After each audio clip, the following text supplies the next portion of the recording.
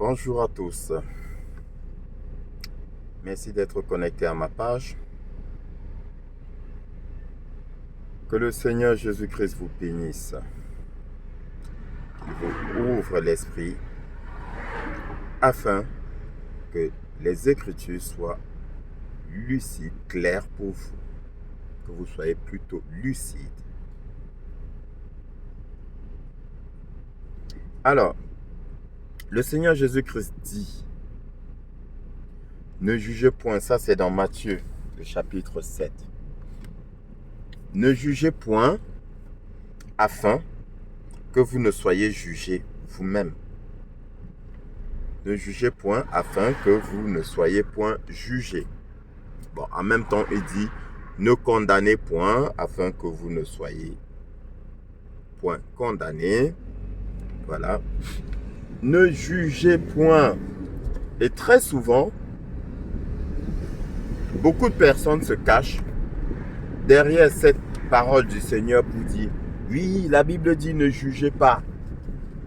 La Bible demande de ne pas juger. Voilà. Dès qu'on apporte un avis ou une opinion sur quelqu'un, la Bible dit de ne pas juger. Oui, c'est pas faux. La Bible dit de ne pas juger. Afin de ne pas être jugé soi-même. Mais si tu acceptes d'être jugé, eh ben, écoute, tu peux juger l'autre. Juge-le, mais souffre qu'on te juge aussi. Parce que la phrase ne s'arrête pas à ne jugez point. Non, la phrase n'est pas terminée. Il dit ne jugez point afin que vous ne soyez point jugés. Voilà. Il y a un but. Je ne juge pas parce que je ne veux pas qu'on me juge. C'est ça en fait.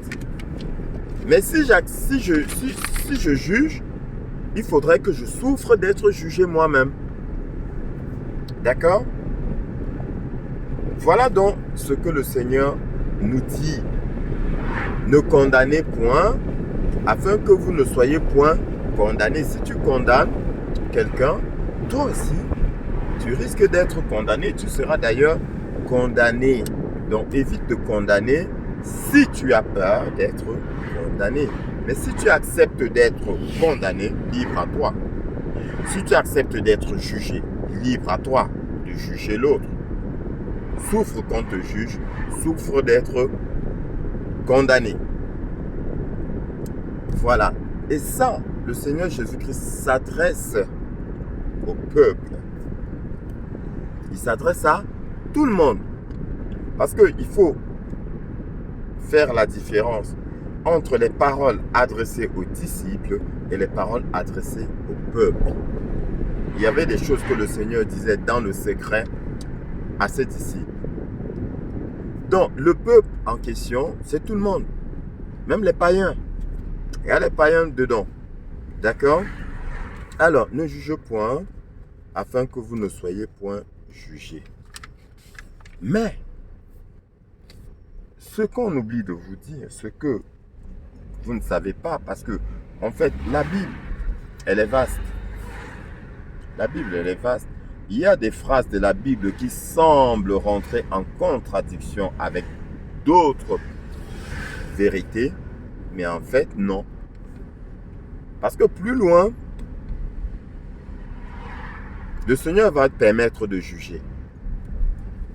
Alors, d'aucuns diront, mais comment le Seigneur dit ne jugez point, après il dit il faut juger. Non. Donc, je vous ai dit, le Seigneur parfois s'adressait au peuple et dans le secret, il s'adressait aussi à ses disciples. Donc, quand nous allons dans 1 Corinthiens chapitre 2, verset 15, il me semble, qu'est-ce qu'il dit? Qu'est-ce que le Seigneur dit à travers l'apôtre Paul? Il dit, l'homme spirituel, au contraire, juge de tout. L'homme spirituel, au contraire, juge de tout. Voilà. Et il n'est lui-même jugé par personne. L'homme spirituel, au contraire, juge de tout et il n'est lui-même jugé par personne. Car qui a connu la pensée du Seigneur? Ah oui. Qui a connu la pensée du Seigneur pour l'instruire? Qui a connu la pensée du Seigneur pour l'instruire? Donc, il dit, oh nous, hommes spirituels, nous avons la pensée de Christ. Nous, hommes spirituels que nous sommes, nous avons la pensée de Christ. Alors, on va décortiquer ça, les amis. On va décortiquer ça. Et j'espère que vous allez comprendre. Donc, dans un premier temps, le Seigneur Jésus-Christ dit, ne jugez point afin de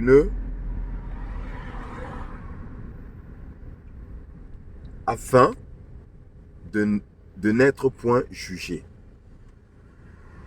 Donc, je dis bien, il y a un but. Ce n'est pas une interdiction. Il y a une condition. Ce n'est pas une interdiction. En fait, il permet, il va dire, libre à toi de juger. Sauf que tu seras jugé également. Donc, si tu juges, accepte qu'on te juge. Et si tu ne veux pas être jugé, évite de juger. Voilà. Donc, ce n'est pas une interdiction absolue. D'accord? C'est plutôt un conseil. C'est plutôt un conseil. C'est comme tu dis à l'enfant, ne touche pas au fer à repasser, sinon il va te brûler. Maintenant, libre à lui de toucher. Après, il ne faudra pas qu'il vienne chialer. Parce qu'il a été brûlé, il a été averti. D'accord? Donc, c'est ça. Mais si tu dis à l'enfant, ne touche pas au fer à repasser, point barre, là, c'est une interdiction. Chaud, froid, tu as dit ne touche pas. Voilà. Donc, par ailleurs maintenant, il nous est dit que l'homme spirituel, au contraire, juge de tout. Et il n'est point jugé par personne. Pourquoi? Ici, on nous parle de l'esprit. Parce qu'on dit, l'homme spirituel connaît la pensée de Christ. C'est quoi la pensée de Christ? C'est la justice. La justice divine. Parce que dans le verset d'avant, le verset 14, il est dit que l'homme animal ne reçoit pas les choses de l'esprit. L'homme animal ne reçoit pas les choses de l'esprit car elles sont une folie pour lui. L'homme animal ne reçoit pas les choses de l'esprit car elles sont une folie pour lui. Souvenez-vous dans mes enseignements, dans mes derniers enseignements, je vous ai parlé du côté spirituel de l'être humain. Je vous ai dit que beaucoup ont oublié qu'ils étaient d'abord spirituels avant d'être humains. Ils ont laissé leur côté spirituel. D'accord? Et laissant dans leur côté spirituel, ils passent à côté de plein de choses. Il y a plein de choses qu'ils ne comprennent pas. Et ces choses-là, quand on leur parle de ces choses, c'est une folie pour eux. Parce que spirituellement parlant, ils sont morts. Du coup, les choses spirituelles deviennent étranges, bizarres, deviennent folie. Et l'homme spirituel, parce que là, maintenant, qu'est-ce qui est écrit? Dit, l'homme animal ne reçoit pas les choses de l'esprit.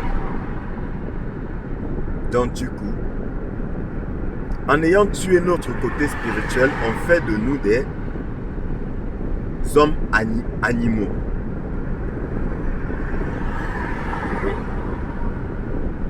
L'homme animal ne reçoit pas les choses de l'esprit car elles sont une folie pour lui. Quand on parle spirituel,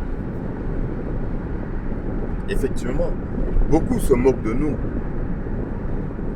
Combien de fois on m'a dit, oh, tu racontes n'importe quoi. Ou bien, je parle des choses spirituelles et l'autre se met à rigoler. Il se met à rigoler, mais parce qu'il ne comprend pas. Il ne comprend rien. Et celui-là, est un homme animal. C'est pas Brice qui le dit. C'est le Seigneur qui le traite ainsi.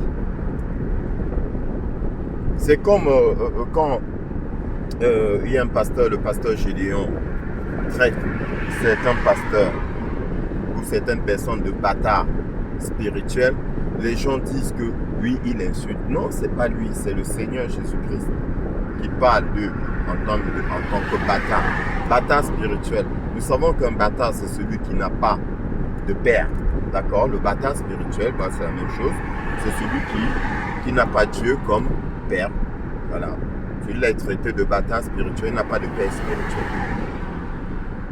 Donc, ce n'est pas une insulte. Bon, quand bien même si c'est une insulte, c'est le Seigneur qui insulte. Ce n'est pas nous.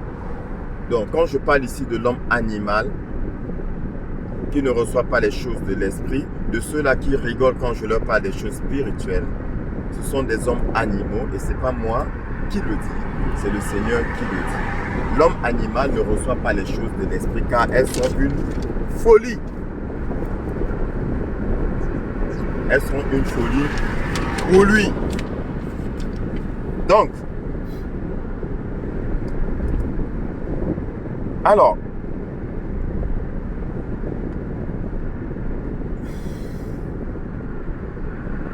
vu que c'est spirituellement qu'on reçoit ces choses, du coup, cet homme-là ne peut pas les connaître. Côté spirituel, il est mort. Il ne marche pas par l'esprit. Il ne marche pas à la vue. Il ne réfléchit pas à la vue. Il réfléchit pas. Il réfléchit avec son intelligence. Dans les choses spirituelles, ce n'est pas l'esprit qu'on les reçoit.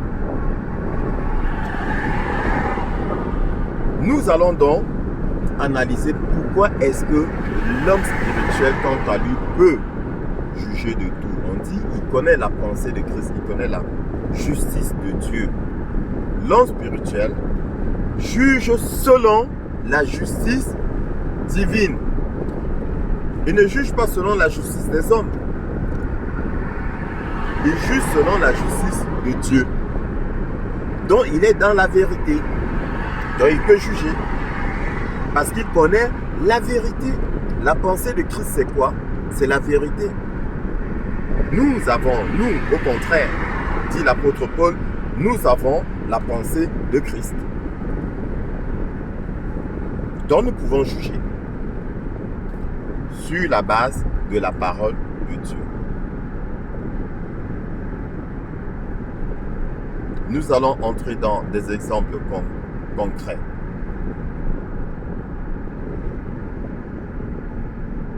Quand nous voyons, nous avons dans nos familles, je prends l'exemple des alcooliques. Nous avons un alcoolique dans la famille, quelqu'un qui boit beaucoup, au point de souvent dormir à la belle étoile. On va le trouver dans la rue, affalé dans la rue. On va le traiter de tous les noms.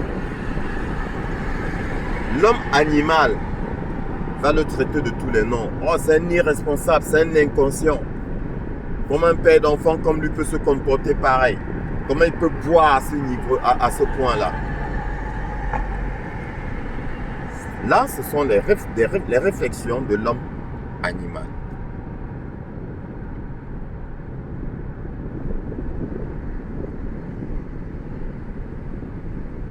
Ou encore, vous allez voir quelqu'un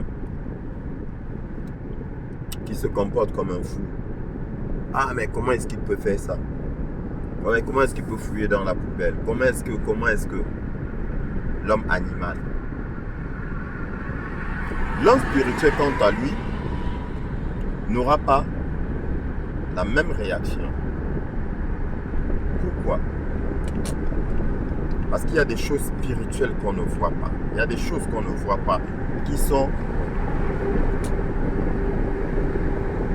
les causes, qui sont souvent les causes de l'état, du comportement de l'autre. L'alcoolique, pourquoi est-il alcoolique? Est-ce qu'il est alcoolique parce qu'il aime plaisir pour lui? Ou est-ce qu'il est alcoolique parce qu'il veut oublier des soucis, ses soucis? Ou est-ce qu'il est alcoolique parce qu'on a frappé d'un esprit d'alcoolisme? Voilà. L'homme spirituel rentre dans les profondeurs de l'esprit pour trouver la vérité. Et c'est sur la base de cette vérité, qu'il va juger. Je ne sais pas si on se comprend. Alors, la vérité peut être que l'alcoolique, c'est juste que effectivement il aime boire. C'est une distraction pour lui que de boire. Et à ce moment-là, on peut le traiter d'irresponsable. On peut le traiter d'irresponsable. Parce qu'il a tous ses sens. C'est juste un plaisir pour lui que de boire. Et par rapport à cet état d'irresponsabilité, l'homme spirituel pourra lui proposer un traitement. Parce qu'effectivement, l'homme spirituel, c'est un médecin spirituel. Vous avez des médecins qui vous soignent le corps et vous avez des médecins qui vous soignent l'esprit. Et c'est l'homme spirituel qui vous soigne l'esprit. Et il va vous proposer un traitement sur la base de la parole de Dieu. Peut-être qu'il est alcoolique parce qu'il a des soucis. Parce que sa vie, c'est une catastrophe. Et du coup, il pense que l'alcool va résoudre le problème. Là encore, l'homme spirituel va analyser. Et il y aura deux étapes. Première étape, pourquoi? Pourquoi est-ce que sa vie est une catastrophe? Je prends cet exemple-là. D'une cause de l'alcoolisme. Pourquoi est-ce que sa vie est une catastrophe? Il faut résoudre le problème. Il va le conseiller sur la base de la parole de Dieu. Et ensuite, il va traiter le cas de l'alcoolisme en lui faisant comprendre que ce n'est pas une solution et il lui démontrera que ce n'est pas une solution tout en lui proposant une véritable solution.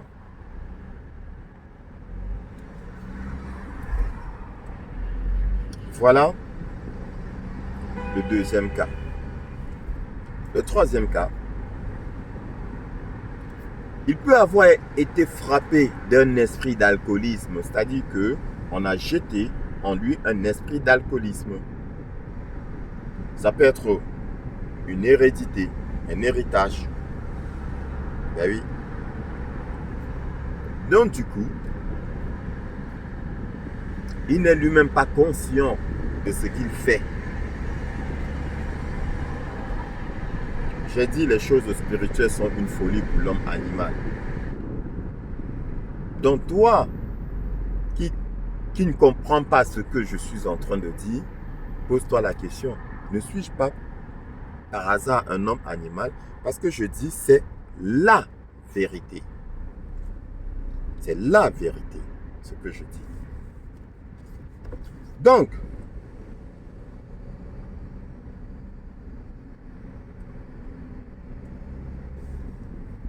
l'homme alcoolique, dans le troisième cas, a peut-être été frappé d'un esprit d'alcoolisme. Il est possédé par un esprit d'alcoolisme qui le pousse à boire. Et en fait, dans ce cas-là, comme je dis, c'est soit un héritage, soit une malédiction.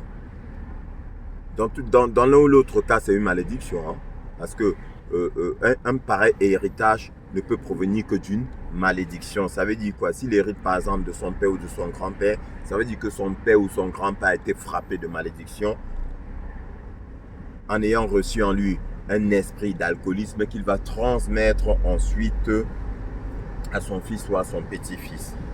C'est une malédiction. Et cette malédiction-là, c'est pour le mener à sa déchéance. Généralement, on frappe des gens d'un esprit d'alcoolisme pour qu'ils ne fassent rien de bon de leur vie. Voilà.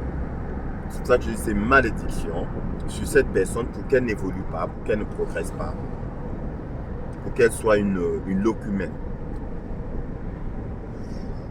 Entre guillemets, une merde, comme on dit. Couramment, vulgairement. Donc, l'homme animal n'est pas capable de percevoir cela. Pourquoi? Parce que, comme j'ai coutume de dire, le fou n'est pas seulement celui qui marche nu. Le fou n'est pas seulement celui qui fouille dans les poubelles. Le fou n'est pas seulement qui dit des choses incohérentes. Non. Vous avez très souvent autour de vous des personnes qui sont folles. Mais en même temps, qui semblent lucides. Ça veut dire quoi? Ça veut dire que vous avez quelqu'un, costume, cravate, là, très instruit, qui va vous parler des choses, comment je dis, des choses scientifiques, qui va vous parler avec un intellect pas possible. Mais il est fou. Là encore, c'est spirituel. L'homme animal ne peut pas le comprendre. Il va dire, mais comment ça, on va parler, on dit qu'il est fou, alors que il se lève le matin, il démarre sa voiture, bonjour, machin, il fait bien son job et tout, il est félicité, c'est un O4. Oui. Mais il est fou. Parce que c'est toujours ce même O4 là qui sort du boulot à un certain moment, qui s'arrête dans un bistrot et qui se saoule la gueule. L'esprit de folie se manifeste à un certain moment. Il y a des esprits de folie qui se manifestent de façon, comment je vais dire, périodique. Pas tout le temps. Il y a des moments précis. Il y a beaucoup de fous parmi nous. Mais avec tes yeux d'homme, tu ne peux pas voir. Tu peux pas. Mais l'homme spirituel est capable de le percevoir. Quand je dis le percevoir, c'est plutôt de, comment je vais dire, le percevoir pas comme les marabouts, parce que je vous ai déjà expliqué. C'est pas que je vais regarder la personne, je vais dire, oh, lui, il a un esprit de folie. C'est des marabouts qui font ça. Voilà. C'est en échangeant, en discutant avec la personne, en prenant des informations sur la personne, qu'on peut arriver à une conclusion. C'est comme quand tu vas chez le médecin. C'est toi qui lui dis que tu as mal au pied. Ou bien tu as mal à la main gauche. Ou bien tu as mal à la tête. Est-ce que quand tu viens devant lui, il te regarde et dit, oh toi, tu as mal au ventre. Ou bien, oh toi, tu as le genou qui fait mal. Non. C'est les marabouts qui font ça. Donc autant le médecin du corps va t'écouter pour savoir de quoi tu souffres, autant le médecin de l'esprit aussi va t'écouter pour savoir quel est ton problème, spirituellement parlant. Ce ne sont pas des devins. Parce que si c'était des devins, là, il y aurait problème. Puisque Dieu interdit de consulter les devins. Il faut lire la parole. Il faut lire la parole et la comprendre. Il y a beaucoup de manipulation. C'est pas moi qui le dis, c'est Dieu qui dit. Dieu interdit de consulter les devins, les marabouts, les voyants, les cartomanciers. C'est une interdiction dans la parole de Dieu. Et aujourd'hui, tous ces marabouts-là se sont transformés en pasteurs. C'est pour cela que dès qu'ils vous voient, ils commencent à dire oui, il y a ça, ceci, cela dans ta vie. Quel homme de Dieu? Quel homme de Dieu fait ça? C'est après t'avoir écouté, voilà, il faut que tu lui parles. Il faut que tu lui dises de quoi tu souffres. Et là, il faut lui dire, comment je vais dire ça? Lui raconter à la limite ta vie. Et il va te poser des questions. Et en fonction de tes réponses, il saura donc si ton problème est d'ordre naturel ou d'ordre surnaturel, mystique, spirituel.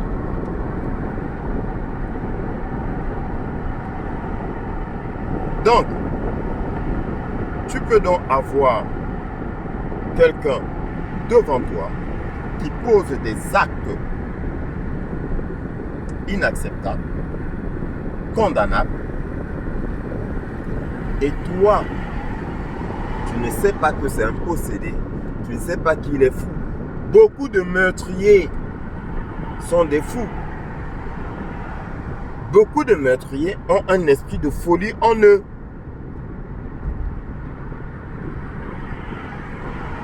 Oui. Prenons le cas de crimes, on parle de crimes passionnels. On dit, il a tué par amour. Je dis, c'est pas possible. Mais est-ce qu'on tue par amour?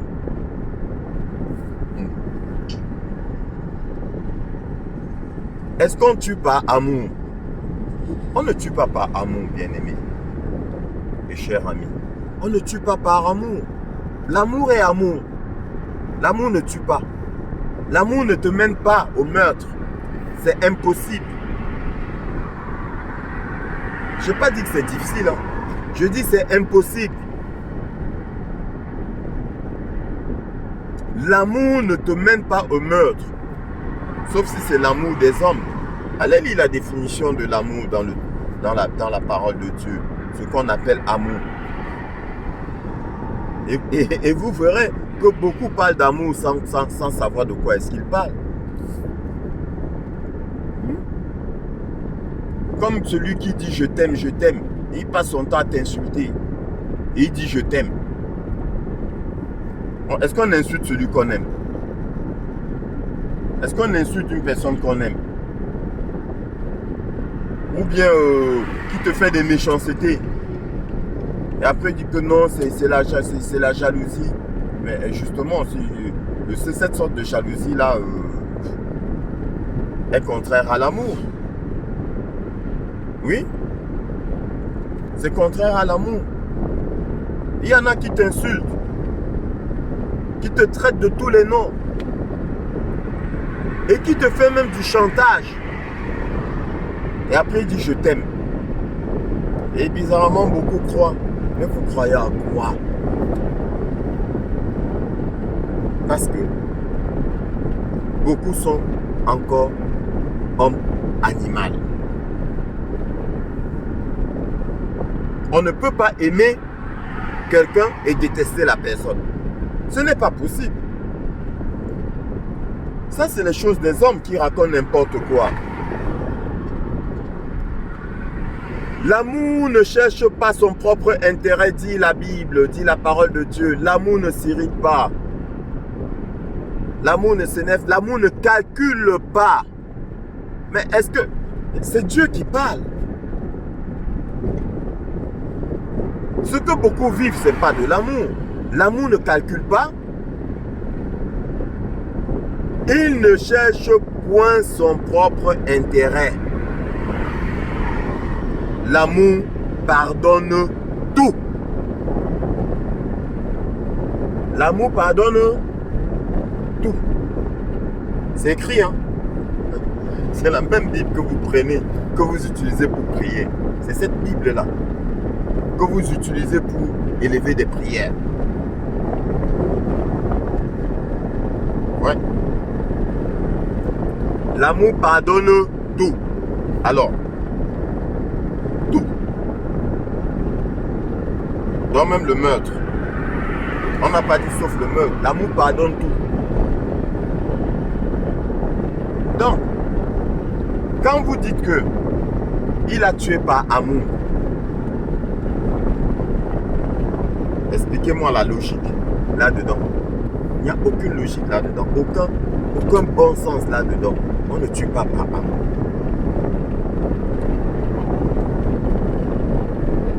Les crimes passionnels sont l'objet d'une folie. C'est la folie qui pousse celui-là à tuer l'être soi-disant aimé. C'est des fous. Mais ça, l'œil ne peut pas le voir.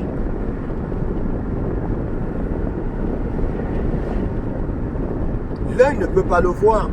C'est les choses de l'esprit. Et c'est pourquoi seul l'homme spirituel est capable de tout juger. L'homme spirituel juge de tout. Parce qu'il le fait sur la base de la justice de Dieu.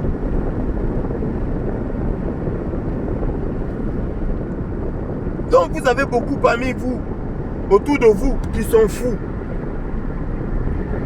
Qui causent avec vous, qui rigolent avec vous, qui traitent de grands problèmes, de grands projets avec vous, mais qui sont fous. Beaucoup de mondialistes dans ce monde, dans ce monde sont fous. Ceux qui mettent en place des vaccins assassins. Mais vous croyez que quoi? Qu'ils sont comment? Mais ils sont fous. La folie n'est pas seulement cette chose-là qui t'amène à marcher nu dans la rue ou à dire des choses incohérentes. Mais non. Ça, c'est une petite folie. Ça, c'est une petite folie. Qu'on peut facilement guérir d'ailleurs. Ouais. Prenez un véritable homme de Dieu. Il va vous guérir ça facilement.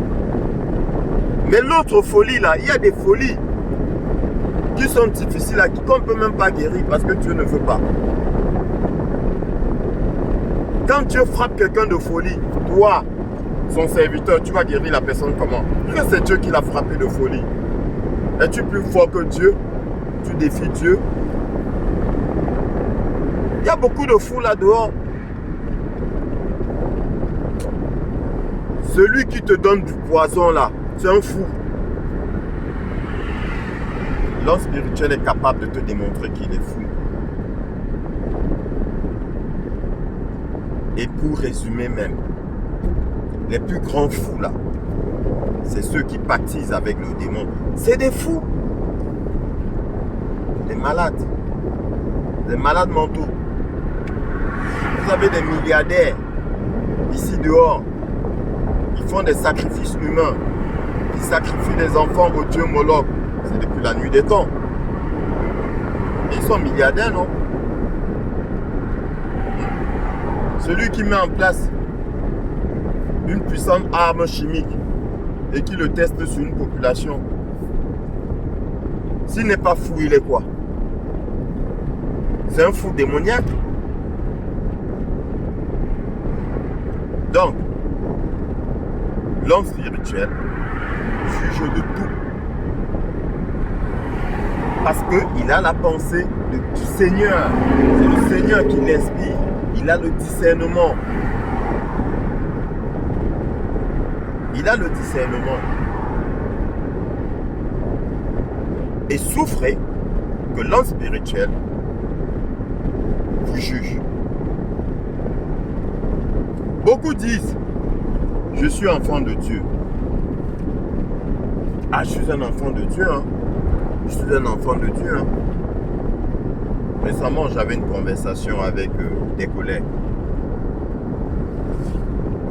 Et on en parlait. Je dis, mais lui là, il dit, celui-là, il dit, je suis enfant de Dieu. Il chante tous les jours, il est enfant de Dieu. Souvent, même, il va même mettre une musique religieuse là. Tu l'entends dans son coin, ce ne sont que des musiques religieuses qu'il met. Il dit qu'il est enfant de Dieu. Mais le bonjour vis-à-vis d'un collègue ou d'une collègue, il ne donne pas. Pourquoi? Ah, il m'a fait telle chose. Moi, je ne peux pas lui dire bonjour. Ou bien, je ne peux pas lui pardonner. Ah, tu es enfant de Dieu. Tu es enfant de Dieu, tu choisis à qui tu vas dire bonjour. Mais que signifie enfant de Dieu? Qu'est-ce qu'un enfant de Dieu? Qu'est-ce qu'un enfant de Dieu? Un enfant de Dieu, c'est celui qui a en lui l'Esprit de Dieu. Alors, si tu as en toi l'Esprit de Dieu, quelles sont les caractéristiques de l'Esprit de Dieu? La principale vertu, la principale qualité de l'Esprit de Dieu, c'est l'amour. L'Esprit de Dieu est amour. Le Seigneur dit, si tu dis bonjour à ton frère, qu'as-tu fait d'extraordinaire? Parce que même le païen, celui qui ne me connaît pas là, celui qui ne croit pas en moi là, même le païen dit bonjour à son frère. Si tu aides ton frère, qu'as-tu fait d'extraordinaire? Parce que même le païen, il aide son frère. Tu n'as rien fait d'extraordinaire. Mais ce qui sera extraordinaire, ce serait de dire bonjour à ton ennemi. Donc tu es là, au boulot, c'est à peine si tu adresses la parole à quelqu'un, c'est toi qui lui fais des méchancetés, et tu dis que tu es enfant de Dieu. Quelle qualité d'enfant de Dieu? Quelle qualité? Donc, moi, en tant qu'homme spirituel, je peux te juger. Oui, j'ai dit à beaucoup comme ça. Toi, enfant de Dieu, tu n'es pas un enfant de Dieu. Ah, tu es qui pour me juger? Ah bon, je suis qui pour te juger? Eh bien, je suis un homme spirituel. Ah, tu ne me connais pas comme... Je n'ai pas besoin de te connaître. Je n'ai pas besoin de te connaître. Il suffit tout simplement que j'examine les actes que tu poses, les paroles qui sortent de ta bouche, pour te dire, sur la base de la justice de Dieu, pour te dire que non, tu n'es pas un enfant de Dieu. Je peux te juger. Parce que je sais ce qui est écrit. Je sais ce que dit le Seigneur. Nous avons la pensée de Christ.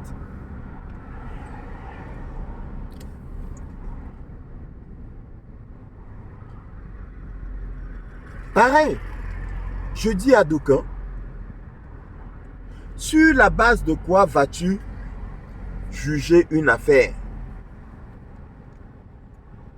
Voilà un couple qui a des problèmes. Et toi, parce que la femme vient pleurer, ah mais il est comme si, il a fait ça. Ah mais comment tu peux supporter ça? Ah non, non, non, non, non, non, non. C'est pas possible. 20 ans, laisse-le.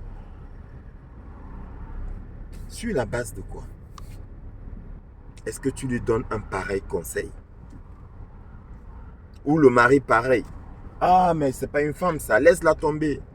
Sur la base de quoi peux-tu lui donner un pareil conseil? Parce que d'un, déjà, tu n'as écouté qu'un seul parti. De deux, selon tes pensées d'homme, d'humain, d'accord? Selon ton ressenti, selon comment tu es, selon ce que tu peux accepter et ne pas accepter, tu lui donnes des conseils. Eh bien, je vais te dire, il y a de très fortes chances que ce soit de très, très mauvais conseils. Parce que ce qui te sied ne sied pas nécessairement à l'autre.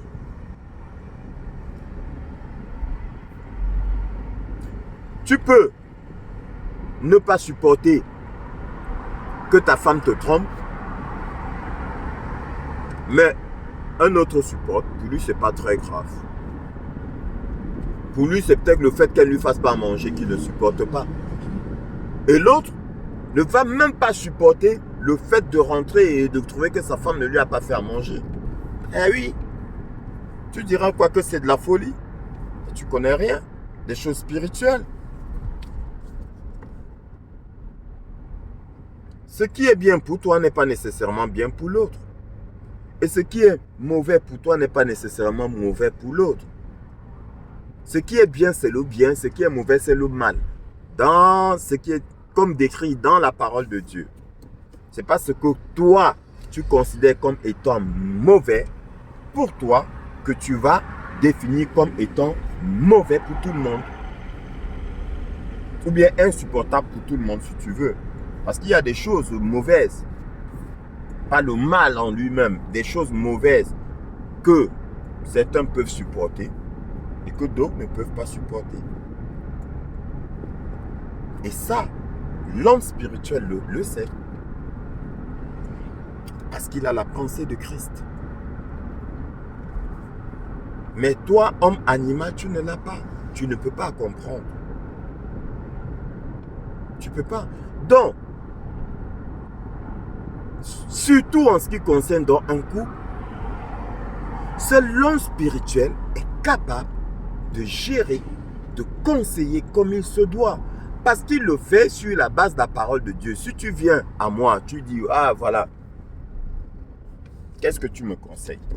Je vais te poser la question. Qu'est-ce qu'il y a? Ma femme me trompe. As-tu des preuves? Si tu as des preuves véritables, palpables, incontestables, sur la base de la parole de Dieu, je vais te dire, tu as le droit de te séparer d'elle. Tu as le droit. Mais je ne vais pas te dire, sépare-toi d'elle. Tu as le droit. Parce que c'est ce que dit la parole. L'homme n'a pas le droit de repudier sa femme sauf pour cause d'infidélité. Et l'adultère fait partie de l'infidélité. Il ne faut pas confondre infidélité et adultère. D'accord? Le manque de respect aussi, c'est une infidélité. Donc, si ta femme te manque de respect, tu as le droit de te séparer d'elle. Parce que les gens pensent que c'est juste l'adultère. Non. L'adultère fait partie de l'infidélité. Le manque de respect fait partie de l'infidélité. Le manque de respect, c'est une infidélité. L'adultère, c'est une infidélité. C'est comme nous sommes infidèles à Dieu. Parce que nous allons louer d'autres dieux. Nous allons vénérer d'autres dieux. C'est de l'infidélité. Donc, sur la base de la parole de Dieu, je vais te dire, bon, qu'est-ce qu'il y a? Tu vas m'expliquer. Et au besoin, il faudrait que, dans tous les cas, je vous aide tous les deux. Je vais vous écouter tous les deux. Et sur la base de la parole de Dieu, je vais vous dire ce qu'il en est. Et maintenant, libre à vous de continuer ou de ne pas continuer. Libre à vous de prendre une décision. Que personne ne sait pas ce que Dieu a uni. Dieu a uni quoi? Parce que les gens lisent, ils ne savent même pas ce qu'il dit. Dieu a uni quoi? Que personne ne sait pas ce que Dieu a uni. Personne. Donc, c'est à vous de voir. Pourquoi personne ne sait pas ce que Dieu a uni? Quand ça a commencé, qui était là? Quand vous êtes allés là, dans le secret, coucher ensemble, est-ce que j'étais là? Je n'étais pas avec vous. Ce n'est pas moi qui vous ai pris pour vous emboîter l'un à l'autre. L'un dans l'autre, pardon. Non. Je n'étais pas là. C'était dans le secret. Et dans le secret, c'est avec Dieu. Que personne ne sait pas ce que Dieu a uni. Ah oui. Chez nous, on a coutume de dire, parole de sage, entre l'écorce et l'arbre, il ne faut pas mettre son doigt. Entre l'écorce et l'arbre, il ne faut pas mettre son doigt. L'arbre, c'est qui? C'est l'homme. L'écorce, c'est la femme. L'écorce appartient à l'arbre. Ce n'est pas l'arbre qui appartient à l'écorce. Les deux sont liés, non? Il ne faut pas mettre son doigt. Donc, voilà. L'homme spirituel juge de tout parce qu'il juge sur la base de la justice divine, sur la base de la parole de Dieu. Qu'est-ce qui est écrit? Que dit le Seigneur? Il interroge le Seigneur. C'est pourquoi le roi Salomon était l'un des rois les plus... était le roi même, je pense, le plus sage. Il jugeait, il traitait les affaires par inspiration divine, sur la base de la parole de Dieu. L'Esprit de Dieu le guidait. L'Esprit de Dieu le guidait. De telle sorte qu'il ne pouvait se tromper. L'homme spirituel juge de tout parce que l'homme spirituel ne peut pas se tromper quand il juge. Il ne peut pas se tromper. Chaque fois que je cause avec les gens, je leur dis, c'est la vérité. Combien de fois on m'a dit, oui, mais tu te prends pour qui? Oui, tu es trop sûr de toi. Je dis, non. Je ne suis pas sûr de moi, je suis sûr de ce que je dis. Parce que ce que je dis ne vient pas de moi. Ce que je dis, c'est ce que le Seigneur dit. Je ne fais que répéter ce que le Seigneur dit. C'est pour cela que je vous dis, c'est la vérité. C'est la vérité. C'est tout.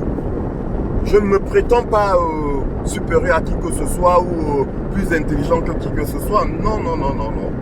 Mais je dis, j'ai le discernement. En tant qu'homme spirituel, j'ai le discernement.